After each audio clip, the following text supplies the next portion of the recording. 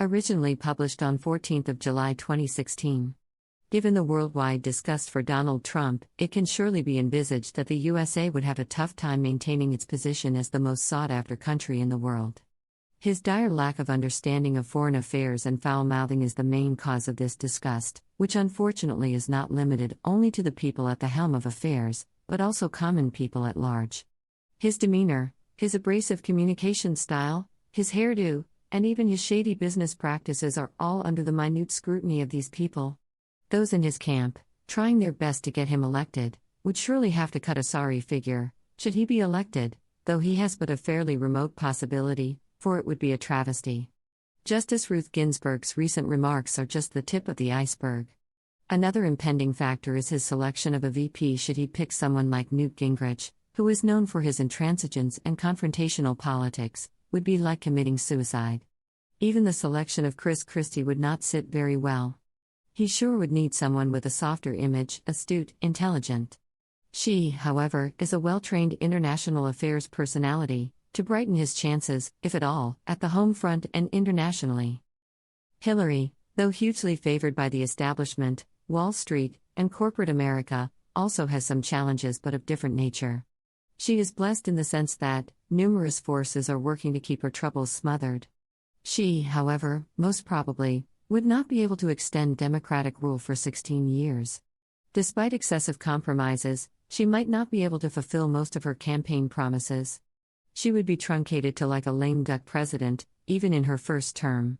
That would be regardless of the fact that some Republicans clandestinely wanted her to become the next president, for they do not want to endorse and work with Donald Trump at any cost. That, however, would not mean that she would be given a free hand. Email issues will keep her dodged. Although she is a shrewd politician, would not be able to gain the unwavering support of many even in her own party. She would not only abandon the custodian of Obama legacy/agenda position, but may also work with Republicans to undo some of its components.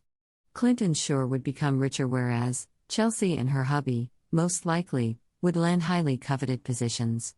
Chelsea may even dash into politics. Obama's nominated Supreme Court judge, most likely, would not be confirmed. B.Saunders today on the 12th of July 2016 endorsed Hillary Clinton, which will send a wave of disappointment and disgust in his supporters, for Hillary was never their choice. Young voters, most likely, would stay away from the elections altogether, which may favor Trump. Hillary will keep nodding her head to Bernie's speech as many times as she has to. Once elected, it will be a different ballgame.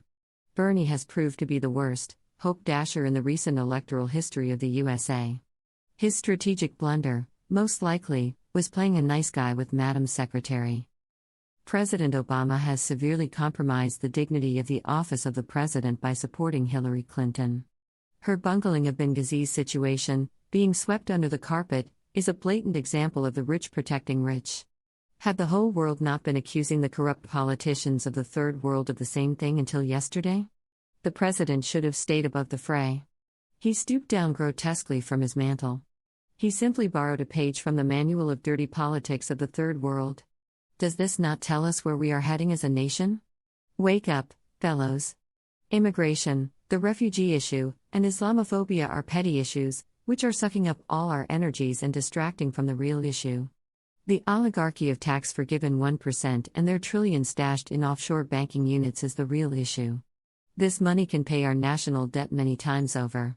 We do not have to work at minimum wage and 3 jobs to make ends meet. America can easily afford free healthcare and free education. There will be no danger of Social Security going bankrupt, or veterans going homeless. These corrupt, self-serving politicians would not do it, since they can't afford to annoy their masters. Comment/like/share/follow and subscribe. Shakir Mumtaz. Author, thinker, analyst.